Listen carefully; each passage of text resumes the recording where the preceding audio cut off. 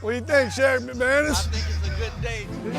Yes, sir. It's a few good men, baby. We got plenty. What do you think, Mike Glenn? You gotta love it, brother. You gotta love it. Great day to be a mayor. Boxers, even though they spend time on the little bag, spend time on the big bag, you know, they do their cardio, they still spar because they got to get used to getting hit. Water break. I'm going to challenge you right now, these 2 quarters, for greatness. Yes, sir. You got me? Got you. I want to see it come out of you right here. Yes, sir. You take this thing over right now. Yes, sir. All right, here we go.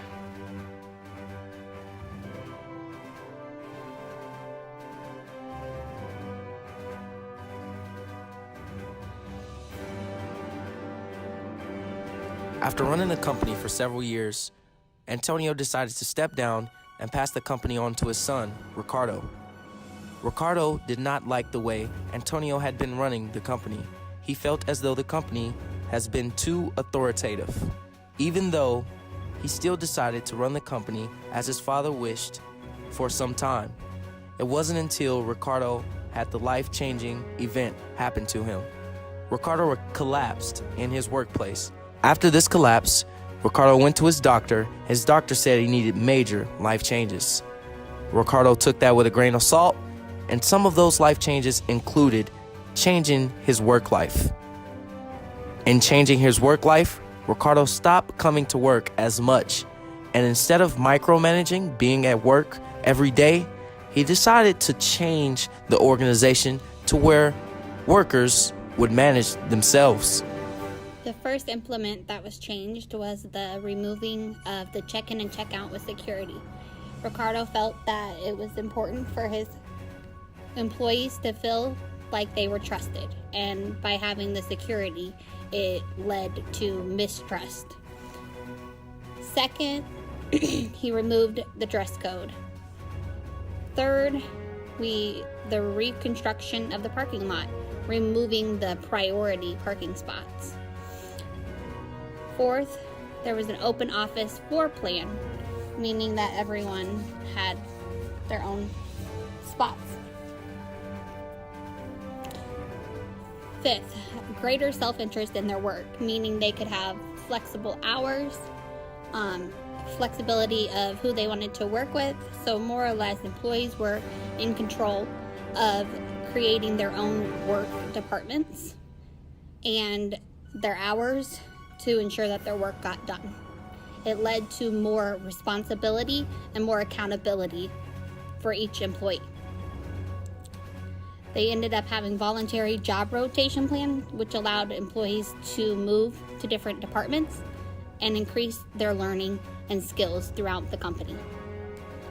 They were able to decide on their own salary based on what they felt their value was to the company, that the employees were part of the hiring and firing process. The human resource department went from a 90 employee department down to only needing 2 employees because of the fact that the individual departments did the hiring and firing of their departments to ensure they had the best staff. They want to be a leader in the company if they haven't been interviewed and approved by their future subordinates. Every 6 months, everyone gets evaluated anonymously as a leader, and this determines whether they should continue in that leadership position, which is many times situational, as you know. And so if they don't have 70, 80% of a grade, they don't stay, which is probably the reason why I haven't been CEO for more than 10 years. And over time, we started asking other questions. We'd say things like, why can't people set their own salaries? What do they need to know? There's only 3 things you need to know. How much people make inside the company, how much people make in somewhere else in a similar business, and how much we make in general to see whether we can afford it. So let's give people these 3 pieces of information. So we started having in the cafeteria a computer where you could go in and you could ask what someone spent, how much someone makes, what they make in benefits, what the company makes, what the margins are, and so forth. And this is 25 years ago. As this information started coming to people, we said things like, we don't want to see your expense report. We don't want to know how much holidays you're taking. We don't want to know where you work. We had, at one point, 14 different offices around town, and we'd say, go to the one that's closest to your house, to the customer you're going to visit today. Don't tell us where you are. and more. Even when we had thousands of people, 5,000 people, we had 2 people in the HR department, and thankfully one of them has retired. And so the question we were asking is, how can we be taking care of people? People is the only thing we have. We can't have a department that runs after people and looks after people. So as we started finding that this worked, and we'd say we're looking for, and this is, I think, the main thing I was looking for in the terminal days and in the companies, which is, how do you set up for wisdom? The first step into implementing the Semler model of the Chicago Bears would be diminishing the role of the GM. The team would have more of the final say, and the GM would give them options to get more of the players' input. The second would be the players hire and evaluate coaches. This would be scored on a 100-point scale, just as in the case that we studied of the Semler model, and they take average for the certain player or coach, and the highest average would be the coach. Through the halfway through the season, they would score again at the end of the year to evaluate the players and the coaches. The third would be on the draft each year, the players would get to vote on certain players that they think would be the best fit for the team. They want to embody a culture to where everyone feels involved and wants to enjoy. Fourth implementation for the Chicago Bears would be for the owner of the team only being there for funding purposes. They would have not as heavy as an impact as your regular owner in the NFL organization. She would be there to support the funds of the players and not have heavy as an impact on the final decisions. All right, so let's dive into what the players decide and what all the players get to do. We want them to be in control because we want them to embody, as Connor said, that culture. We want them, for the players to come in, and they want to be a team. They want to be a family. So the players get to decide the starting lineup. Each week they'll sit down as a team. I'll decide both offense and defense and special teams. They'll also come up with a game plan. They'll decide what they want to do in the first quarter, second quarter, third quarter, fourth quarter. Then at halftime, they'll reevaluate that game plan as a team. It won't be up to the coaches. Also, they'll be involved in the in-game situations such as trick plays, fourth down conversions, or if they want to hit field goal, if they want to punt, and whatnot. Then they also get to decide their own salaries. As you can see, this was very effective in the case study. There was only a half a dozen or so employees that asked for too much.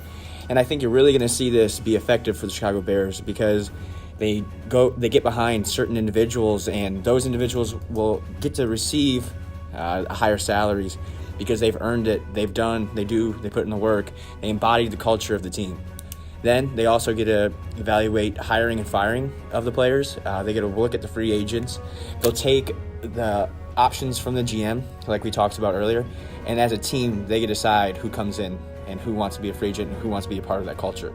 Then they also get to talk about the team policies, whether it's drugs, alcohol, anything, misbehaviors outside of the team.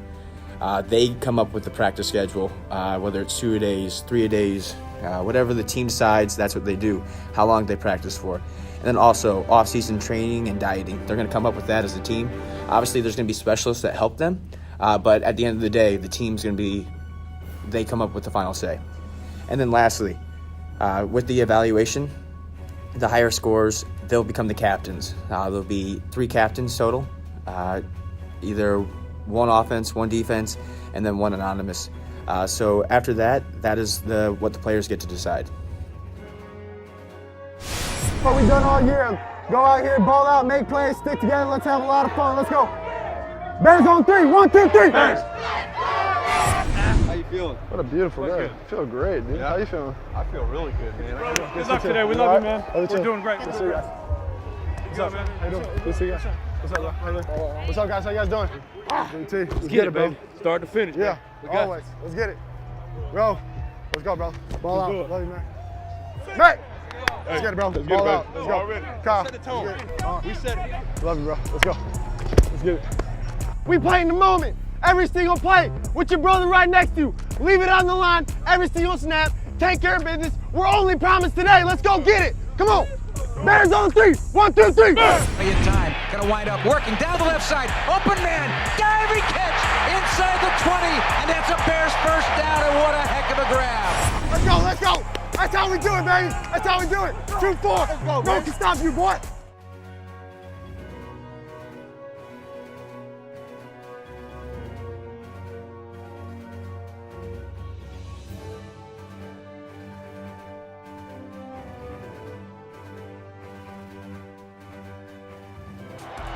That's our fans, Tony. That's our fans.